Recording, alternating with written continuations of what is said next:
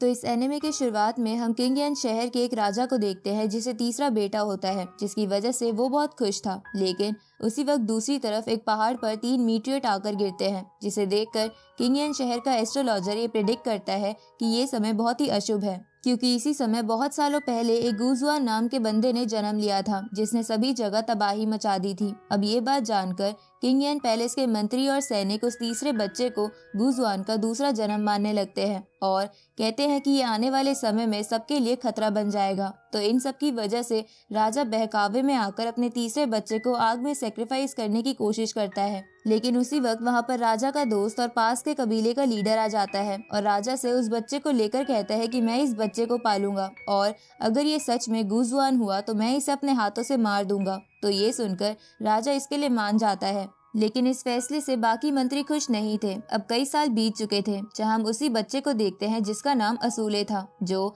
कबीले के लीडर की बेटी सुमा के साथ खेलने के सपने देख रहा था। लेकिन उसी वक्त उसकी आंख खुल जाती है क्योंकि पूरे कबीले में आग लग गई थी और सभी लोग इधर उधर भाग रहे थे। तो ये देखकर असूले सुमा को जगाता है। उसी वक्त वहाँ पर कबीले के लीडर की वाइफ आ जाती है और कहती है कि किंग यांग के सैनिक ने हम पर हमला कर दिया है। उसी वक्त वो लेडी असूले के हाथ पर एक लेपर्ड टेल बांधकर उसे कहती है कि अगर वो लोग तुम्हें मारने की कोशिश करे तो उन्हें ये दिखा देना। ये सुन के असूले उस लेडी जिसे वो मॉम कहता है उनसे पूछता है कि क्या ये सब मेरी वजह से हो रहा है, जिस पे वो लेडी कहती है कि नहीं, ये सब बड़ों की गलती है। उसी वक्त उनके टेंट के ऊपर कई सारे फायर एरोज गिरने लगते हैं। तो ये देखकर वो लेडी असूले और अपनी बेटी सुमा को लेकर वहाँ से भागने लगती है। तो ये देखकर कबीले के बाकी लोग भी उनके पीछे पीछे आने लगते हैं। लेकिन किंग यांग के सैनिक उनमें से कईयों को मार देते हैं, जिसकी वजह से वहाँ लाशें बिछ जाती हैं। जिन्हें देखकर असूले उस लेडी से पूछता है कि किंग यांग और हम तो एक फैमिली की तरह थे, तो ये लोग हम पर हमला क्यों कर रहे हैं। इस पे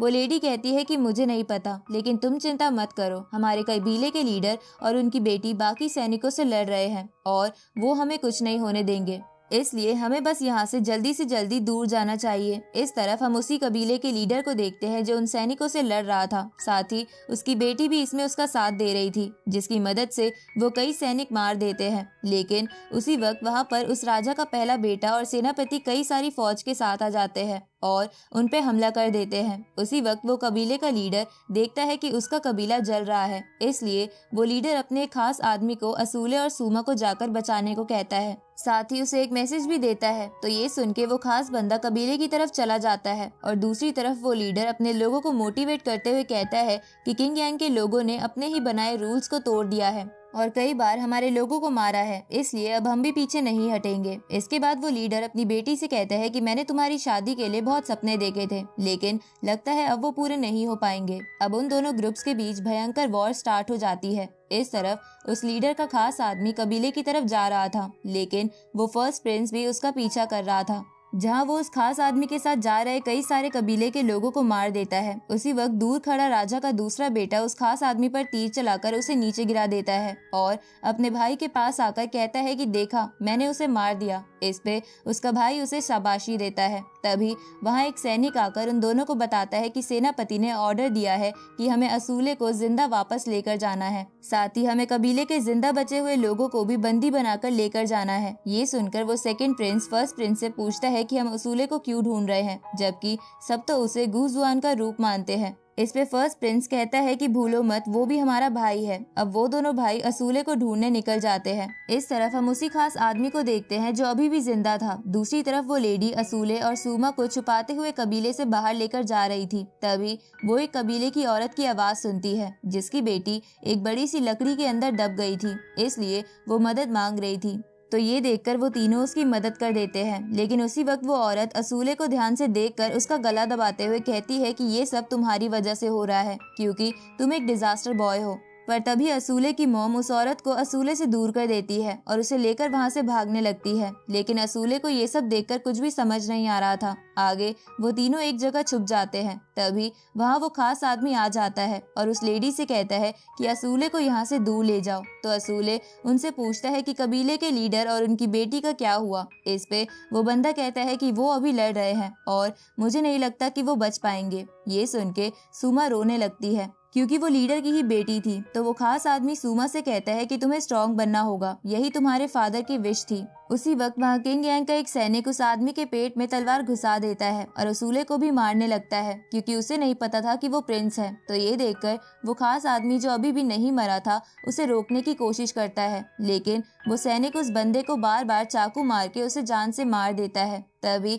असूले की मॉम भी एक रस्सी से उस सैनिक का गला दबाकर उसे मार देती है। अब वो तीनों थोड़ा और आगे बढ़ते हैं, जहां असूले की मॉम से आगे नहीं जाया जा रहा था, इसलिए वो वहीं रुककर असूले को आगे बढ़ने को कहती है। लेकिन उसी वक्त वहां कुछ और सैनिक आ जाते हैं जो असूले की मॉम के साथ गलत हरकत करने लगते हैं और असूले और सूमा को भी पीटने लगते हैं। तो असूले की मॉम हिम्मत करके उन्हें वो लेपर्ड टेल दिखाती है, जिसे देखकर वो सैनिक समझ जाते हैं कि असूले थर्ड प्रिंस है। लेकिन वो सैनिक इसी दौरान असूले की मॉम के अंदर भाले घुसा चुके थे, जिसकी वजह से उसकी मॉम मर जाती है और वो तेज तेज रोने लगता है। लेकिन तभी वहाँ बाकी दोनों प्रिंस आ जाते हैं और असूले, सूमा और बाकी कबीले के लोगों को बंदी बनाकर वापस लेकर जाने लगते हैं। जहाँ जाते हुए असूले बहुत ज्यादा दुखी था, क्योंकि उसे अपनी मॉम की याद आ रही थी।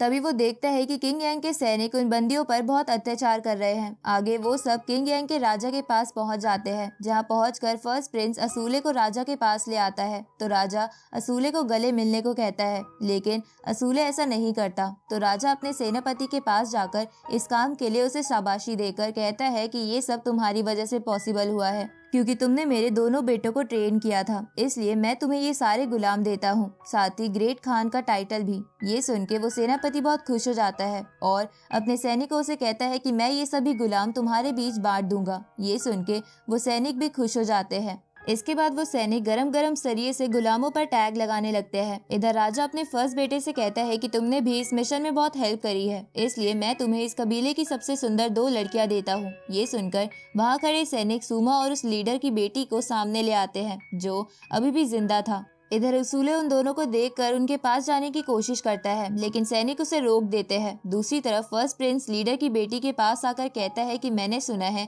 कि तुम्हें आज तक कोई भी बंदा पसंद नहीं आया है। ये सुन के वो लड़की उस पे थूक देती है, लेकिन वो फर्स्ट प्रिंस सूमा और उस लड़की की रस्सी खोलते हुए कहता है कि मुझे जंगली घोड़ी पर लगाम लगानी आती है। ये सुन के वहाँ खड़े सैनिक बोलने लगते हैं कि इस गुलाम और प्रिंस की जोड़ी बहुत अच्छी लग रही है। ये सुन के असूले चिल्लाकर कहता है कि वो कोई गुलाम नहीं है।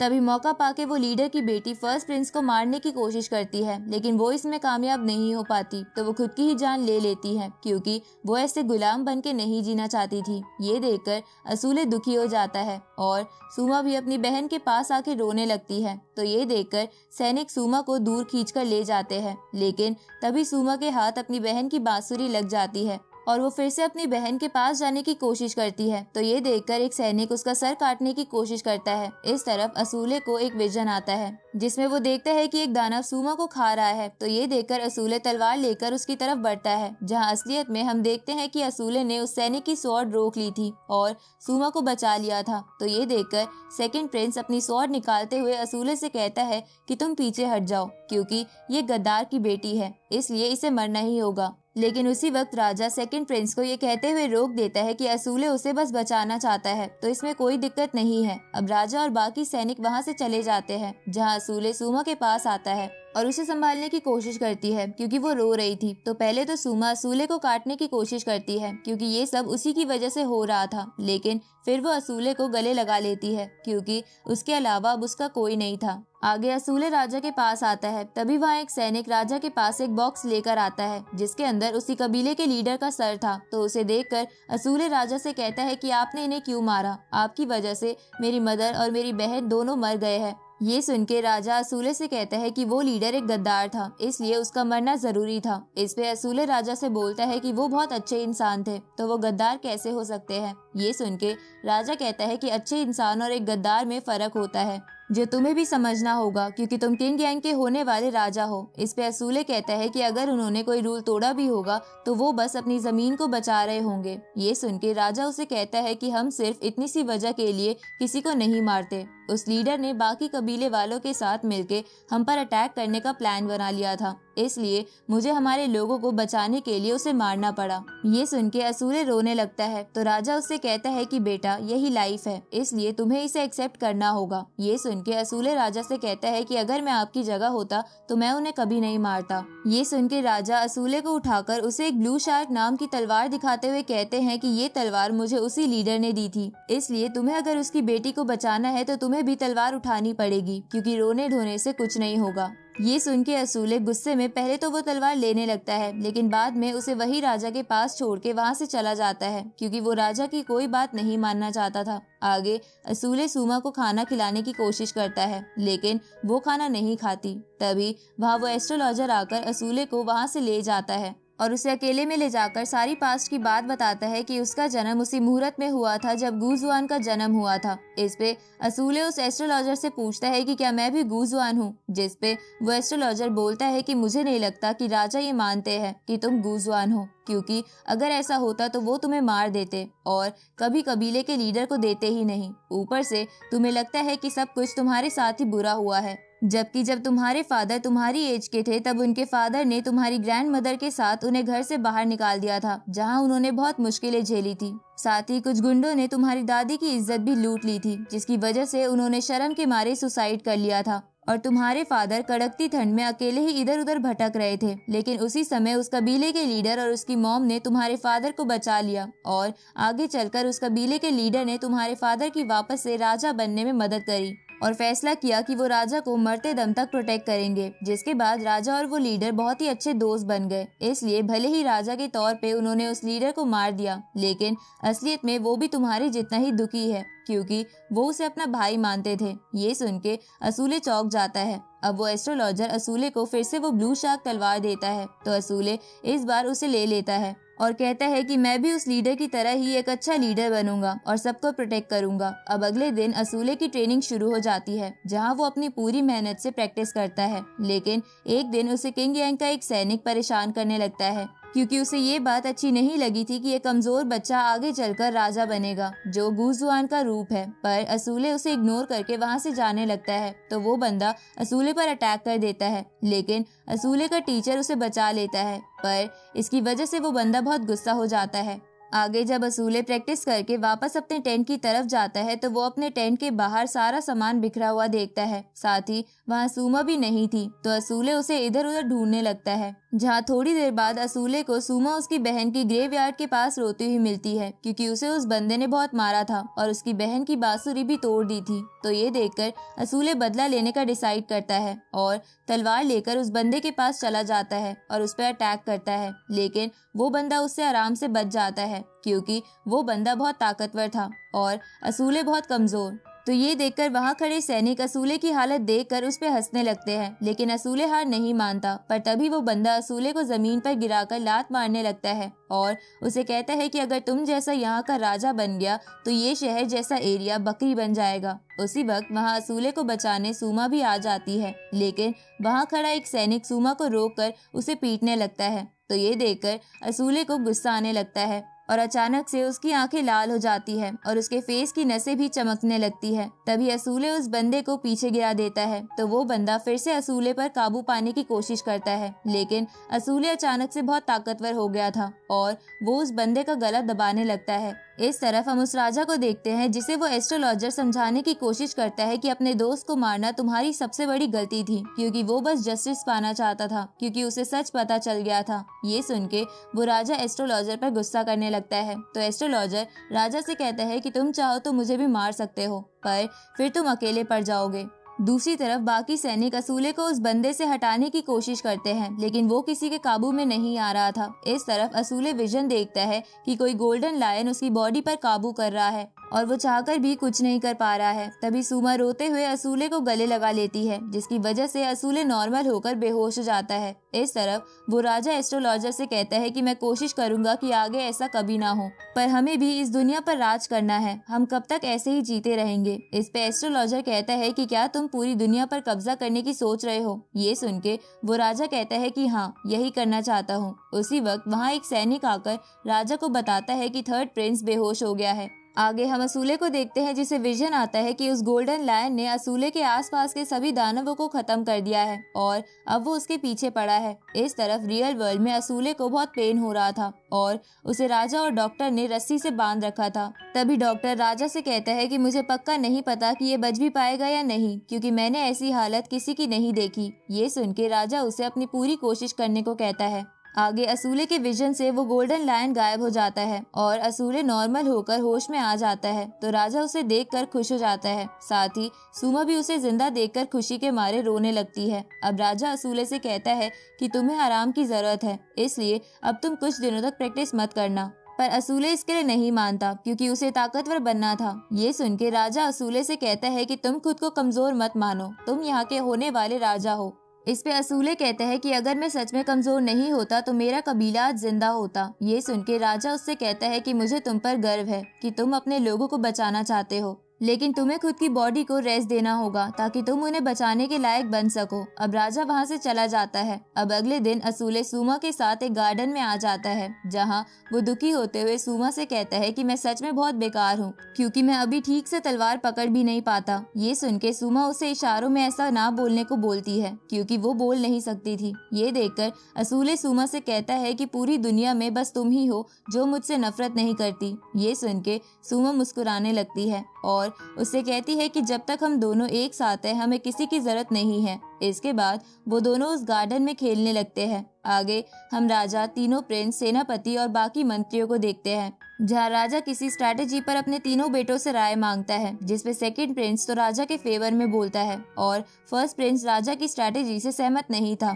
लेकिन असूले तो कुछ बोल ही नहीं पाता, जिसकी वजह से सारी सभा उस पे हंसने लगती है, पर राजा उन सबको चुप करा देता है। जिसके बाद राजा उन सब से पूछता है कि मुझे तुम में से किसी को टैंग डायनेस्टी में भेजना है, तो बताओ तुम में से कौन वहां जाना चाहेगा। ये सुन के सेकंड प्रिंस फर्स्ट प्रिंस का नाम सजेस्ट करने लगता है, क्योंकि वो एक जानलेवा मिशन था और उसमें किसी की भी जान जा सकती थी। इसलिए फर्स्ट प्रिंस भी कहता है कि मुझे यहाँ सबको प्रोटेक्ट करना है, इसलिए मैं वहाँ नहीं जा सकता। तो सेकंड असूले का नाम सजेस्ट करने लगता है, क्योंकि वो असूले को रास्ते से हटाकर अपना राजा बनने का सपना पूरा करना चाहता था। पर राजा ये जानता था, इसलिए वो सबसे कहता है कि अगर तुम में से कोई वहाँ नहीं जाना चाहता तो हम इस बात का फैसला बाद में करेंगे, इसलिए अभी के लिए ये मीटिंग खत्म हुई। आगे हम उस बंदे को देखते हैं जिसे असूले पर अटैक करने की वजह से राजा ने उस पे कई सारे कोड़े पड़वाए थे, जिसकी वजह से उसे बहुत दर्द हो रहा था। इसलिए वो अपने साथी यानी मंत्री और सेकंड प्रिंस से इस इंसल्ट का बदला लेने को कहता है। इस पे वो मंत्री कहते हैं कि हमें असूले को रास्ते से हटाना ही होगा, नहीं तो ये राजा बन जाएगा। ये सुन के सेकंड प्रिंस कहता है कि तुम उसकी चिंता मत करो, मैं उसे संभाल लूंगा। इस तरफ हम असूले को देखते हैं जो सुमा की बांसुरी जोड़ देता है और उसके साथ घोड़े पर घूमने लगता है, लेकिन तभी कुछ मास्क पहने लोग उन पे अटैक कर देते हैं। तो असूले सुमा के साथ वहां से भागने लगता है, जहां भागते हुए वो किंग यान के सैनिकों के पास आ जाता है। तो वो सैनिक असूले को बचाने के लिए उन मास्क वाले लोगों से लड़ने लगते हैं, लेकिन वो मास्क वाले लोग उन सैनिकों को जान से मार देते हैं। पर इसी बीच असूले सुमा को लेकर कहीं छुप गया था, लेकिन वो समझ जाता है कि अगर वो दोनों एक साथ भागेंगे तो कोई नहीं बच पाएगा। इसलिए असूले उन मास्क वाले बंदों का ध्यान दूसरी तरफ करके वहां से भागने लगता है, तो वो लोग उसका पीछा करने लगते हैं। दूसरी तरफ सुमा राजा को ये बात बता देती है, तो राजा अपने दोनों बेटों को असूले को बचाने को भेजता है। साथ ही सुमा भी उनके साथ जाती है, लेकिन उन्हें समझ नहीं आता कि आगे कहाँ जाना है। तभी सुमा उन्हें बताने लगती है कि असूले उस डायरेक्शन में भागा है, पर